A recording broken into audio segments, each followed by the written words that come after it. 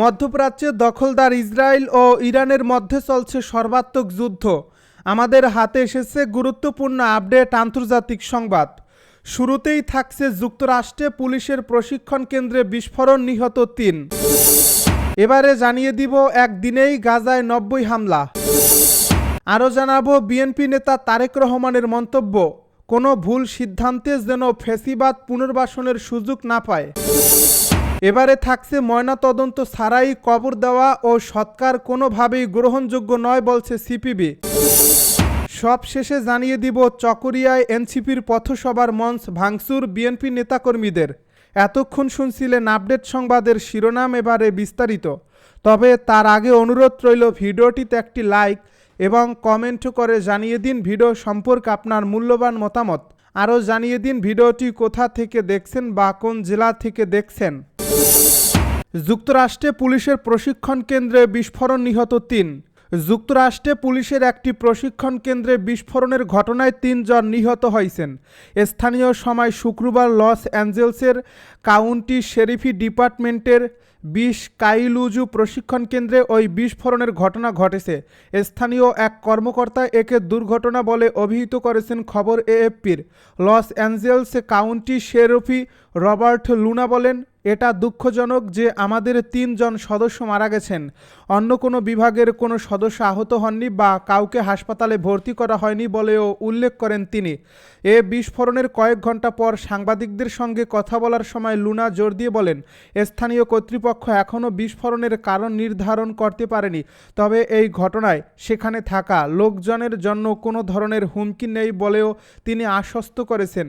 তিনি আরও বলেন, এ বিস্ফোরণের ৩০ মিনিটের মধ্যেই এলএপিডি বোম্ব স্কোয়াড ঘটনাস্থলে প্রবেশ করে লোকজনকে নিরাপদে সরিয়ে নিয়েছে। তিনি আরও বলেন, আমাদের বিস্ফোরণের আগের ঘটনা জানতে হবে এবং শুরু থেকেই কী ঘটেছিল তা তদন্ত করতে হবে।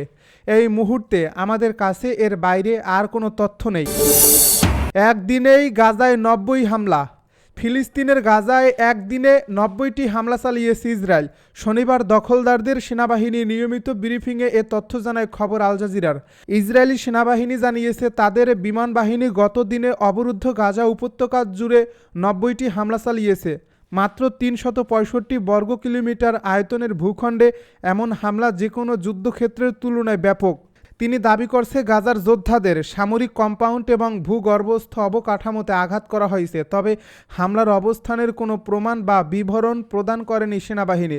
সাম্প্রতিক দিনগুলোতে ইসরায়েলি বাহিনী আল মাওয়াশিতে বাস্তুচ্যুত ফিলিস্তিনিদের আশ্রয় দেওয়ার জন্য ব্যবহৃত তাঁবুগুলোতে এবং গাজা শহরের একমাত্র ক্যাথলিক গির্জায় হামলা চালায়। এছাড়া ত্রাণ প্রার্থীদের উপর নিয়মিত হামলায় প্রাণহানি অব্যাহত রয়েছে। এদিকে ফিলিস্তিনের স্বাধীনতাকামী গোষ্ঠী হামাস জানিয়েছে তারা সব জিম্মি মুক্তির শর্তে যে যুদ্ধবিরতির প্রস্তাব দিয়েছিল তা ইসরায়েল নাকচ করে দিয়েছে। হামাসের সামরিক শাখা আল কাসাম ব্রিগেডের মুখপাত্র আবু উবায়দা বলেছেন, কোনো চুক্তি না হলে তারা দীর্ঘ সময় ধরে যুদ্ধ চালিয়ে যাবে। বৃহস্পতিবার প্রকাশিত ২০ মিনিটের এক ভিডিও বার্তায় উবায়দা বলেন, ইসরায়েলি সরকার বন্দীদের বিষয়ে আন্তরিক নয়, কারণ তারা সবাই সেনা সদস্য। তিনি আরও জানান, হামাস একটি পূর্ণ চুক্তির পক্ষে আছে, সেখানে যুদ্ধ বন্ধ, গাজা থেকে ইসরায়েলি বাহিনী সরে যাওয়া এবং ফিলিস্তিনিদের জন্য মানবিক সহায়তা নিশ্চিত করার শর্ত দেওয়া হয়েছে। কোনো ভুল সিদ্ধান্তে যেন ফ্যাসিবাদ পুনর্বাসনের সুযোগ না পায় বলছে তারেক রহমান। কোনো ভুল সিদ্ধান্তের কারণে যেন ফ্যাসিবাদ পুনর্বাসনের সুযোগ না পায় সে বিষয়ে সবাইকে সজাগ থাকার আহ্বান জানিয়েছেন বিএনপির ভারপ্রাপ্ত চেয়ারম্যান তারেক রহমান। তিনি বলেছেন, জাতীয় নির্বাচন আসন্ন, কোনো আবেগতাড়িত বা ভুল সিদ্ধান্তে যাতে চরমপন্থা বা ফ্যাসিবাদ পুনর্বাসিত হওয়ার সুযোগ না পায় সেজন্য সবাইকে সজাগ থাকতে হবে। শনিবার সন্ধ্যায় কৃষিবিদ ইনস্টিটিউশন বাংলাদেশ মিলনায়তনে গণ অভ্যুত্থানে বেসরকারি বিশ্ববিদ্যালয়ের শিক্ষক শিক্ষার্থীদের অবদান ও শহীদদের স্মরণে আয়োজিত স্মরণ সভায় ভার্চুয়ালি বক্তব্যে তিনি এই আহ্বান জানান। সমসাময়িক বিভিন্ন বিষয় তুলে ধরে তারেক রহমান বলেন, কারো রাজনৈতিক অভিলাষ পূরণের প্রধান মাধ্যম হওয়া দরকার জনগণের রায়। রাজনৈতিক অধিকার নিশ্চিত করা না গেলে অন্তর্বর্তী সরকারের পক্ষে নির্বাচন আয়োজন সম্ভব কিনা সেই প্রশ্ন তৈরি হয়। সম্প্রতি কিছু নৃশংস ঘটনা ঘটছে, এগুলো অন্তর্বর্তী সরকারের সক্ষমতাকে ক্ষেত্র বিশেষে প্রশ্নবিদ্ধ করছে। জুলাই আন্দোলনের কথা স্মরণ করে বিএনপির ভারপ্রাপ্ত চেয়ারম্যান তারেক রহমান বলেন, ৭১-এর শহীদ মুক্তিযোদ্ধারা যেভাবে জনগণের কাছে স্মরণীয় হয়ে আছেন, ২৪ সালের শহীদরাও একইভাবে স্মরণীয় বরণীয় হয়ে থাকবেন। গত বছর কোটা সংস্কার আন্দোলন শুরু হলেও ১৬ তারিখের পর তা আর কোটায় সীমাবদ্ধ ছিল না। চূড়ান্ত বিশ্বাস জন্মেছিল মাফিয়া সরকারের পতন সময়ের ব্যাপার। সেই বিশ্বাস থেকেই সকল গণতান্ত্রিক দল পরিকল্পনা করেছিল এই আন্দোলন যাতে একক দলের আন্দোলন হিসাবে পরিচিতি না পায়, সেটি নিশ্চিত করা হয়েছিল। ময়নাতদন্ত ছাড়াই কবর দেওয়া ও সৎকার কোনোভাবেই গ্রহণযোগ্য নয় বলছে সিপিবি। ময়নাতদন্ত ছাড়াই গোপালগঞ্জে নিহত ৪ জনের দাফন ও শেষকৃত্য সম্পন্নের ঘটনায় ক্ষোভ প্রকাশ করছে বাংলাদেশের কমিউনিস্ট পার্টি।